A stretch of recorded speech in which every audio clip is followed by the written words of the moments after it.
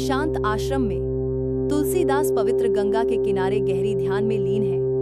उनका हृदय हनुमान के प्रति भक्ति से गुंजायमान है। तुलसीदास प्रार्थना में लीन हो जाते हैं तो हवा श्रद्धा से कांप उठती है। उनके चेहरे पर एक शांत भाव छाया हुआ है। हनुमान अपने भव्य सिंहासन से सर्वोच्च शासन करते हैं। उनकी उपस्थिति शक्ति और शांति का विकिरण करती है। श्रद्धालु श्रद्धा से भरे हृदय के साथ हनुमान के सामने सांत्वना और दिव्य हस्तक्षेप की तलाश में झुकते हैं। गहरी कृपा के एक क्षण में हनुमान घोषणा करते हैं, मैं तुम्हें भय से मुक्ति और तुम्हारी इच्छाओं की पूर्ति का वरदान देता हूँ। रात के आवरण में हनुमान चुपके से लंका में प्रवेश करते हैं। सीता को खोजने के अपने अभियान पर निकलते ही उनकी निगाहें दृढ़ हैं। भाग्य के एक मोड़ में हनुमान विभीषण से मिलते हैं, जो छायाओं के बीच आशा की किरण है, जो उन्हें उनके नियत मार्ग के करीब ले जाती है।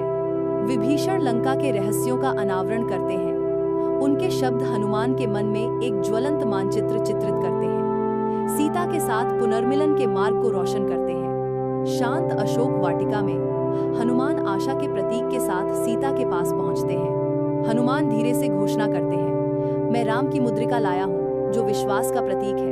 हनुमान ने धीरे से आश्वासन देते हुए फुसफुसाया, राम कुशल मंगल हैं, जिससे सीता के हृदय में आशा की एक किरण जगी। रामेश्वरम में राम और हनुमान की सेनाएं एक विशाल समुद्र तट पर इकट्ठी होती हैं। लंका पर आक्रमण करने के लिए अप्रत्याशित संकल्प के साथ तैयार हैं।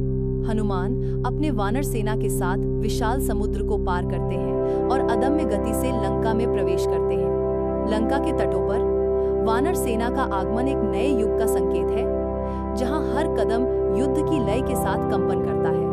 उजड़े हुए युद्ध के मैदान में राम और रावण के बीच एक प्रलयंकारी भिड़ंत होती है, जो अस्तित्व की नींव को हिला देती है। हनुमान अद्वितीय साहस और शक्ति के प्रतीक राक्षसी ताकतों को नष्ट कर देते हैं। उनकी हर चाल दिव्य हस्तक्षेप की गड़गड़ाहट है। इस निर्णायक क्षण में हनुमान का पराक्रम राम की विजय का आधार बन जाता है, जो हमेशा के लिए देवताओं और मनुष्यों के भाग्य को बदल देता है। हिमालय की ऊंची चोटियों के बीच लक्ष्मण बेहोश हो जाते हैं। उनका भाग्य अनिश्चित रूप से अधर में लटका हुआ है। समय के विरुद्ध एक साहसी खोज में हनुमान हिमालय की ओर एक स्वर्गीय यात्रा पर निकलते हैं, जो पौराणिक संजीवनी जड़ी बूटी की तलाश करते हैं। जीवन रक्षक जड़ी बूटी को पहचानने में असमर्थ हनुमान ने अद्वितीय शक्ति और भक्ति के कार्य में पूरे पर्वत को उखाड़ दिया, जो उनके अटूट संकल्प का प्रमाण है। राम के दरबार में राम ने हनुमान को गले लगाया और उन्हें अपना प्रिय भक्त बताया,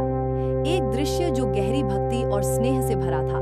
सभी देवता और श्री हनुमान की प्रशंसा करते हैं। सभा उनकी विजय की पुकार से गूंज उठती है। वातावरण श्रद्धा और प्रशंसा से भर जाता है। जय हनुमान के उद्घोष से गूंजती सभा में भक्ति और प्रशंसा की भावना चरम पर पहुंच जाती है, जो राम और उनके प्रिय भक्त के बीच अटूट बंधन को दर्शाती है।